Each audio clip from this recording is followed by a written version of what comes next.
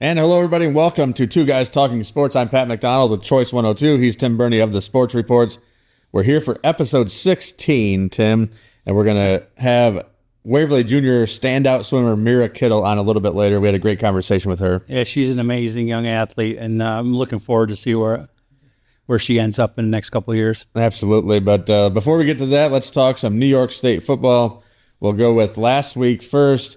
Friday night, obviously, maybe the biggest surprise of the night was Horseheads not beating Corning, but kind of beating up Corning. Yeah, I was really surprised by that. I thought, that Corning offense is really tough to figure out. But Horseheads sees them just about every year. So, maybe that gave them a little bit of an advantage over a lot of teams. But, no, Horseheads just kind of physically put it to them. Really, with 35-6, Corning scores in the last minute. To make it 35-14. So, yeah, it was a little surprising to me. Yeah, I was up there. We called it on WOKN and had a blast doing it. We did a tailgate show beforehand and raised $300 for Michael Reynolds, a Horseheads player who's battling cancer. But, yeah, the game was impressive. Horseheads defense played so well early against that kind of old-school double-wing tee that Coach Johnson went to with the shotgun, like in the second or third series. So, shout out to Jackson Burchard, who's a wrestler as well for Coach Owen up at Horseheads, but just a heck of a player on both sides of the ball. And defensively, he played lights out along with the Peckham kid. And Horseheads just really shut down that Corning offense, which can be tough to stop. Yeah, and I think though the funny thing is, I think you saw two Section 4 champions last night or Friday night, because Horseheads, they beat Vestal this week, and they should. That'll be the toughest game they have in division and in the section playoffs. And then Corning and Elmira will play for a section title. And I'd have to give the advantage to Corning, but Elmira has upset them in the past. So who knows? But I like Corning and Horseheads both. Horseheads beat up Elmira 2 weeks ago. Elmira bounces back with a 47-0 win over Union Endicott. So obviously UE down a little bit, but Elmira, a nice win for them after kind of getting beat up on their home field by Horseheads a week before. Well, they played their first game without Amir Williams, who's no longer with the team, against Horseheads. So they had a week, another week of practice without him. He'd been a standout player for them for since his freshman year. So they should improve each week now. We talked about Horseheads defense. I should mention their offense too. Lucas Mosier and He's company tough, runs hard, and Cardinale, the quarterback, played really well and threw the ball well. Has some big targets out there with the Zeller kid, Keegan Zeller. So Valley people will remember that name, obviously. And, yeah, just a great all-around effort from Coach Hellman's Horseheads team. Another big win this past week was Owego went on the road to Syracuse, up in that area anyway, and beat West Hill 55-20. Knocked out their good quarterback and then kind of just pulled away from there. Yeah, one of the better dual-threat quarterbacks in New York State, the small school anyway. And, they scored. Jack Buckbaum had 2 kickoff returns for touchdowns. West Hill turned the ball over twice on kick returns and set up 2 more scores for Owego. So it was out of hand pretty quick after. Then the quarterback got hurt, and then it went downhill from there. I think it was 28-20 at halftime. Okay, and ended up 55-20. So a nice win for Owego. They stay undefeated and keep on marching towards that regular season finale against Maine Endwell, which I believe is in Owego maybe at home, and then obviously probably 2 weeks later they'll just play again at UE, most probably, likely, yeah, for the section final. Waverly went on the road to Dryden, 42-0 at the break, and then 48-0 overall. So pretty much what you expected, Yeah, but interesting story there. Benny Shaw 8 for 8, 190 yards, I think it was. So in the last 2 games, he's 15 for 15. It's not bad. Not bad at all.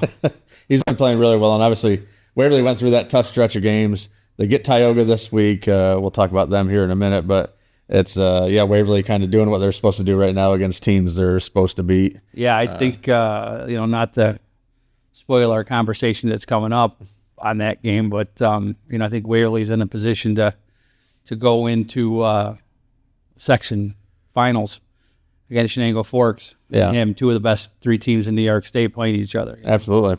Tyoga on Saturday, 32-14 win over Newark Valley, so they bounced back there.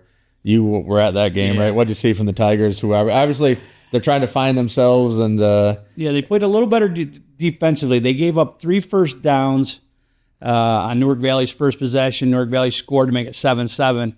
They only had 1 first down the rest of the game. And that was it was 19-7 at halftime. First play of the second half, Newark Valley ran a quarterback sneak, and Jackson Hoover, the quarterback, busted it for 68 yards and a touchdown to make it 19-14. They didn't get another first down the rest of the game. So Tyoga's defense played much better, albeit against a new Newark Valley team that's a little depleted with injuries. 2 weeks ago, they lost their starting quarterback. We've talked about the offseason tragedy they had up there. Yeah. Plus, they've lost some other players. Their coach Teddy Hardenstein is a fantastic coach. And after the game, he said to me, he goes, I don't like to use injuries as an excuse. I've always said that's part of the game. He goes, but in 18 years here, I've never had anything like this. Yeah. So they're struggling. But Tyoga looked better defensively, and they're very physical running the ball. Even in the loss to Delhi, they scored 34 points and, racked up a lot of yardage and put a beating on Delhi physically. So, I think they're going to stand toe-to-toe with Waverly next Saturday. I just don't know if they have the athletes to go with them. Yeah, we'll talk about that game in our final segment here on this episode.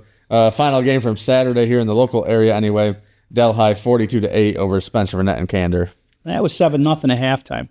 And Delhi was up 7-0 and a couple turnovers, and I think Delhi scored 4 touchdowns in the first 4 minutes of the second half to blow it open. But Specs physical. They hit hard. They run the football hard. They've just played a pretty good schedule. So we'll see. They got a chance. They play Oxford this week, and then the following week they play Walton. If they win both those games, they get a playoff spot. So they could qualify for the postseason. So we'll talk about this coming week's games here in our final segment of this episode. But right now, we're going to throw it to our interview with Waverly junior swimmer Mira Kittle. And joining us now here on Two Guys Talking Sports is Waverly junior swimmer Mira Kittle. How are you doing tonight, Mira? I'm good. How are you? Doing really well. I've been watching you since you were 7th, 8th grade swimming, and you're doing some amazing things. Right now, school record holder in the 50, 100, and 200 freestyle, the 100 back, the 100, what am I missing? Butterfly. And also on all 3 relays. Yep. And we'll get to the diving later. But, I've always said that the 2 sports where you have to be totally dedicated or you get left behind are wrestling and swimming. What drives you to do what you're doing right now? What's your motivation? I'd say mostly competing. I'm very competitive. I love competing with everyone. So I think definitely the competitive aspect of swimming keeps me going. My favorite story, maybe one of the top 5, I've been doing this a long time. One of my favorite stories of all time was a couple your freshman year. You were swimming, I think, Whitney Point, and they only had 4 or 5 swimmers. So Coach Steck said, do whatever event you want to do. And you chose diving. Yeah. And went out there and broke the school record. Yeah. Your first try. Tell me about that a little bit. I was a gymnast for like 10 years. So when I came into swimming, I wanted to be a diver at first. I didn't even want to swim. And I did a diving with one of my old teammates, Josie Van Dyke. And she taught me most of the dives I knew. So I was like, first meet, I'm like, I want to try diving. And my coach was like, okay, you got to learn all these dives. I was like, all right. And then they didn't talk to me for 10 minutes after diving. No one spoke to me. I was like, oh, maybe I didn't do good. Maybe I got DQ'd or something. And then she pulled me aside in our coach's office and was like, we think you broke the record, but I don't want to get your hopes up. We're still like making sure all of the math is right. And then I went up and told my mom, and she's like, no, you didn't. You didn't break the record. It's your first try. And I was like, yeah, A-Tech just told me. I swear I did. And they announced it. And I was like, yeah, I told you I did. So what did Josie have to say after you broke the school record? She was very happy for me. She was like, I don't know how you do that. It's your first try. It was all love, though. Yeah, I think that's a fantastic story. Let's go way back kind of. When did you start swimming? 7th grade. That's just in 7th grade? What made you kind of pick that up? So my sister swam in high school, and then our head coach, Amy Stack, pulled me and was like, you should do swimming. Your sister did swimming. You should try it. And I was like, okay, I'll try it. Why not? How long did it take for you to realize, hey, I might be pretty good at this thing? In like the middle of my 8th grade year, we had our coach Kyle Ackland join us, and I was still kind of just like, didn't really know what the times meant, was just going through it. And he was like, you can be really good at this if you put all your work into it and effort. And I was like, okay. And that's just really where it all started. And what's it taken so far to get to this level? Obviously, you've progressed every year, right? So what kind of work are you putting in? I'm there all year, no matter what. Even during track season, I'm still swimming. I swim all throughout summer. We have morning practices all throughout the week. We're swimming against Owego tomorrow, and we were supposed to lift tomorrow morning too before Owego. So, what you're doing is fantastic. But last year you had a group of 7th graders come in. And boy, right now, midway through their 8th grade year, Olivia Cheresnowski was the clear number 2 swimmer on the team last year. But not only Lauren Wells, who's a freshman this year, but those 8th graders are pushing her now, and some of them are even beating her. I mean, that's got to be good for everybody as far as competition on the team itself. Yeah. Our coach, Kyle, actually was telling us how, you're going to find the best in Section 4 in the Waverly pool.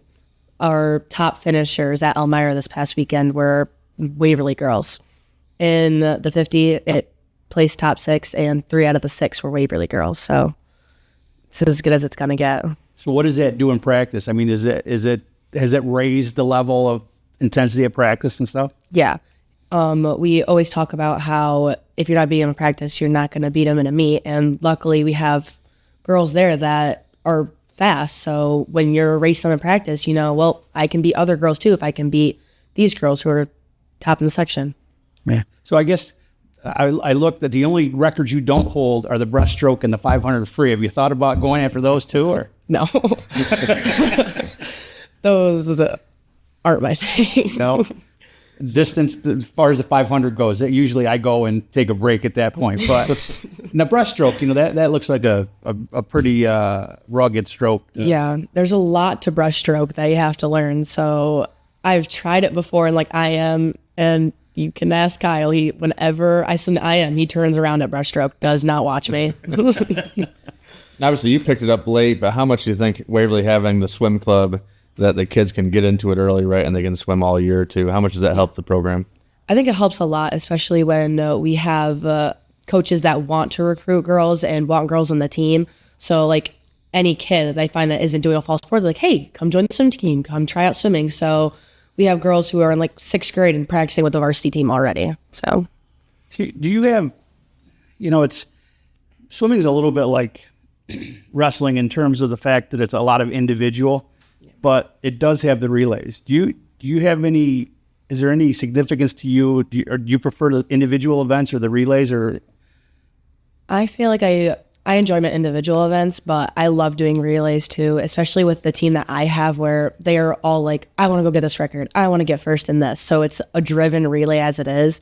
If I was on a relay where oh, I don't really care, I'd probably be like, nope, I just want to stick to my individuals. But all the girls on our team are super driven. So any relay I'm on, I'm like, yeah, I want to win.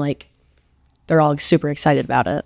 Now, you've already qualified for more events than you can swim at sectionals or at states. Yeah. How do you go about deciding what you want to swim when the postseason comes around? I usually always do the 50. It's my main event, but the 100s, it depends on, I feel like where my time falls in the state.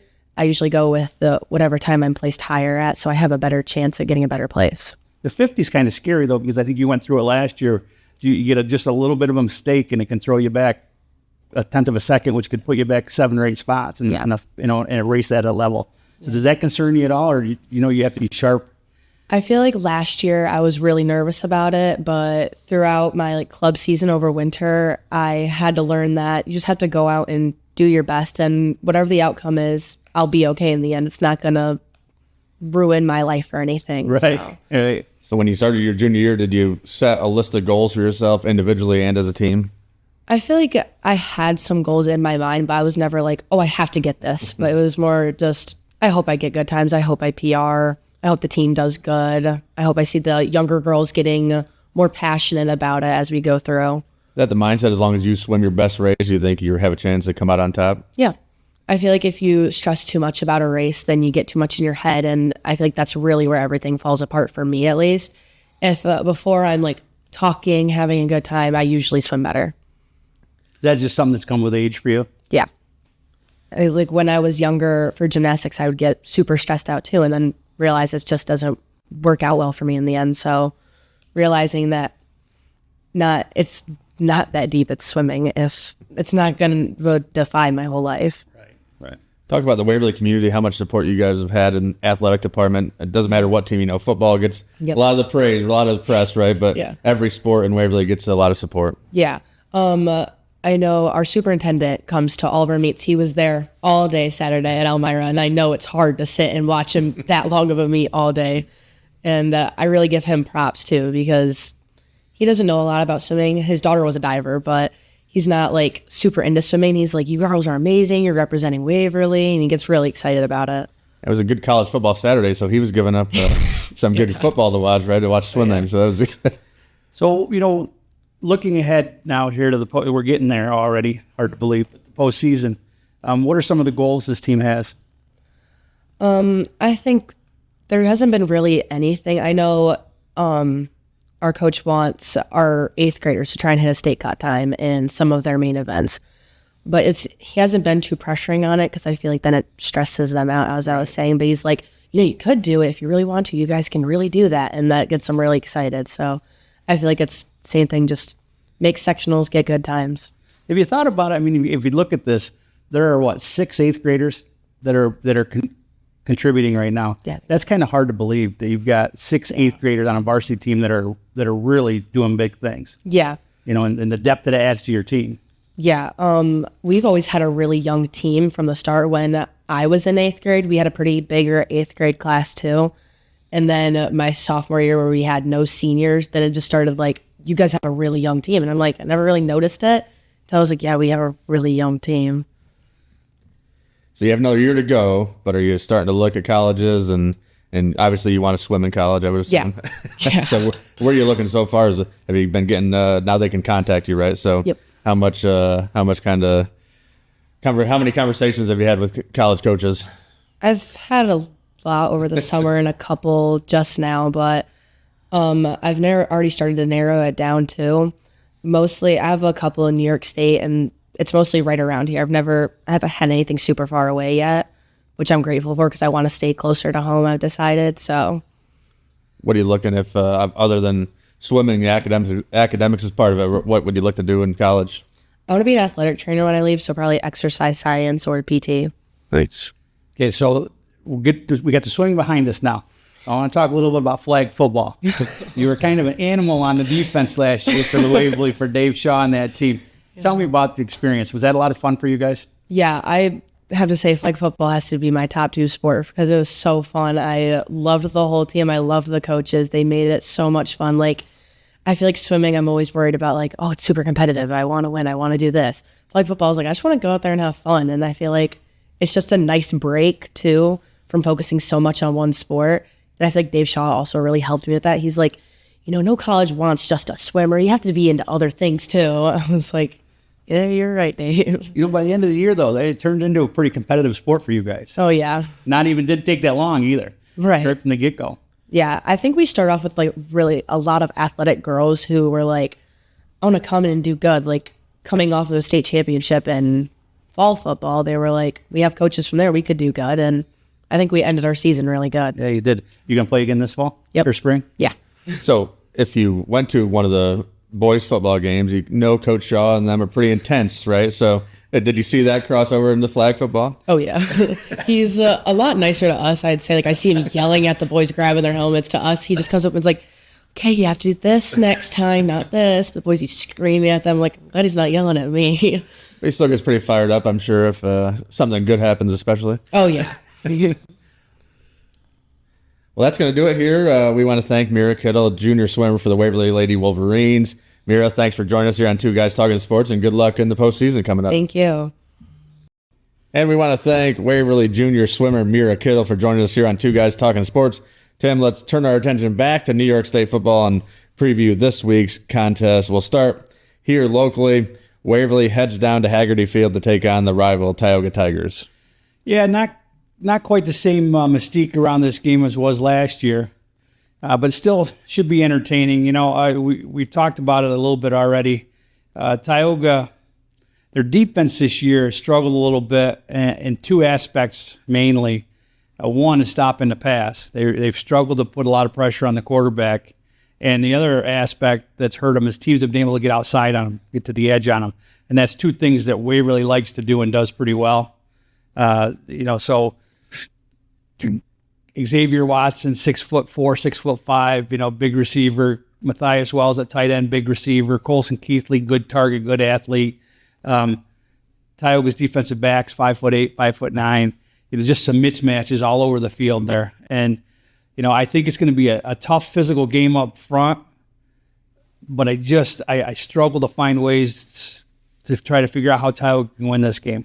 And obviously, Tyoga lost a lot offensively, but I think, and we've talked before, defensively is where they lost even more maybe, because when you have Division I wrestlers like Caden Bellis and Usman Duncanson, and then Valentino Rossi was maybe the best edge rusher I've seen in a few years. And Carson Sindoni was just as good. Yeah, so defensively they've lost a ton, and it's been hard to replace and replicate that, obviously. And offensively they're trying to find their footing with Jaden Duncanson at quarterback. And Jaden's looked better and better running the ball and throwing the football, and they've got a couple decent receivers. But it's all a work in progress for them. I think, if they stay healthy coming out of this Waverly game, I think they're going to be a dangerous team. And, the other thing right now is Tyoga, for the first time in 8 years, is the hunter and not the hunted. Yeah. So it'll be interesting to see when the playoffs roll around, what kind of approach they take as a team, because there are a lot of people doubting them now, and for good reason. I mean, Delhi beat them straight up, so they're going to have to beat Delhi to win a title. But it's going to be interesting to see. Yeah, Coach Ayala will have those guys ready. Obviously, once playoffs roll around, you got to stay healthy through this game, and obviously the tough thing for Tyoga is their big thing is running the ball, and they need to use that offensive line that's always really good. But that's Waverly's strength too on the line, right? So absolutely. It's kind of and it's going to be tough for Tyoga. As much as their passing game has improved since the start of the year, it's going to be tough to throw on those athletes that Waverly has, behind that front four. Absolutely. Other games this week, Horseheads coming off that big win over Corning will start their division play, right, as they head over to Vestal to take on the Bears. I think the Vestal's the only team in that division that also includes Johnson City and Binghamton that has a prayer of staying in a game with Horseheads, and I don't think they can do it either. I think Horseheads is clearly head and shoulders the best team in this division. Yeah, it's Horseheads, the top team there. It looks like Vestal, Binghamton. UE's also in there, but they're also 0-6 on the year. So UE, not Johnson City. Yeah, Binghamton and UE and Vestal. Yeah, so Horseheads looking to keep rolling. As I know, Coach Hellman, we had him on here a couple weeks ago, and has high hopes for this team. And I think they've shown going up a class and beating Corning up pretty good. Well, they went through a stretch of 4 really tough games, and they went 2-2. And both teams they lost to are not in their division. Yeah, I mean, Waverly on the road. Or in their class. Yeah, Waverly on the road, of defending champ, and has all of those athletes, and then Owego undefeated too. It'll be interesting. I think Horseheads is one of the favorites, obviously, to come out of that Class A and maybe make a run. I think they're prohibitive favorites to do that. We got Owego heading on the road to Shenango Valley. Shenango Valley's down. They've been down for a while now. I think Owego's. I'm sold on Owego. Last week I doubted them against West Hill, and they took advantage of some special teams play and came up with a big win. And now I think it's going to be 2 undefeated teams heading into that Owego ME game at the end of the year. It's going to be fun. Yeah, Owego under Coach Patton Taylor really turned things around. I mean, they kind of like Waverly, they have 60-some kids on the roster, and Owego's got 20 seniors or 18 seniors, something crazy like that. And I know their junior high team is pretty good too. Yeah. Big physical kids. So I think Owego's in pretty good shape for the next, at least 5 years. Owego's in that Class B Division III with Maine Endwell. Like you said, they'll end up meeting at the end of the year in Owego, I believe, and then 2 weeks later on the neutral field for the Section 4 title. Elmira, a nice win a week ago, and they get to head up to Corning, though. unfortunately for Elmira, Corning's coming off 2 straight losses, and they're going to be looking to get a win pretty bad. Yeah, and this is the divisional game. I believe it's just there's 3 teams in that division. Elmira, Corning, and Ithaca. And Ithaca's 1-5. So Ithaca's not good. Yeah. So it comes down. That division comes down to Elmira and Corning. And this game is. I'm not sure what it really means in the grand scheme of things, because they have to play again for a section title, these 2 teams. And then did they say the wild card? So there's Section 4 gets a wild card anyway. So yes, they get it in AA, A, and D. So if you make the section finals, you're in going to states. So so really those 2 teams can, just stay healthy and go. Yep. You're both going to states and looking to make a run there. Other games this week: Newark Valley heading up to Ithaca. 2 teams that are kind of struggling right now. Yeah, Newark Valley for different reasons. Ithaca's program's been down here for years, playing some small schools and struggling against them. Newark Valley, fundamentally sound. They at times looked pretty good against Tyoga. Just the fact that they were just outmanned. I don't know that that's going to be the case against Ithaca. They got a shot because Ithaca's just not very good. And then the only other game, because we have a bunch of rivalry games kind of this week, so we don't have a ton of games to talk about, but Edison and 8-man going over to face Groton. Edison winning a couple in a row, then they lose to Moravia, I think Moravia made the state semis last year. Yeah, Moravia is always pretty good. Yeah. A lot of athletes up that way. And 8-man football has been pretty good to them. Absolutely. So those are the... we've got Spec that's Spec home with Oxford. A big game for them. If they win this, they go into Walton next week, and the winner of that game gets the second playoff spot behind Dalton in that Del-I in that division, with a chance to play the winner of Tyoga's division, whether that's Tyoga or Bainbridge Guilford or Deposit Hancock. Yeah. That's hard to say, but I will say this. I thought when the season started, I thought Bainbridge Guilford was the team to watch. They lost to Whitney Point, so I'm kind of hedging my bet there, and I've been told Deposit Hancock is a pretty solid football team, so it could come down to the winner of the Tyoga Deposit game, who wins that division. Let's switch gears a little bit. Postseason play coming up pretty quick here, and other sports, soccer and volleyball. Owego boys host Maine Endwell Wednesday night in the semifinals of the Stack Championship. Some good soccer up there. That'll be fun.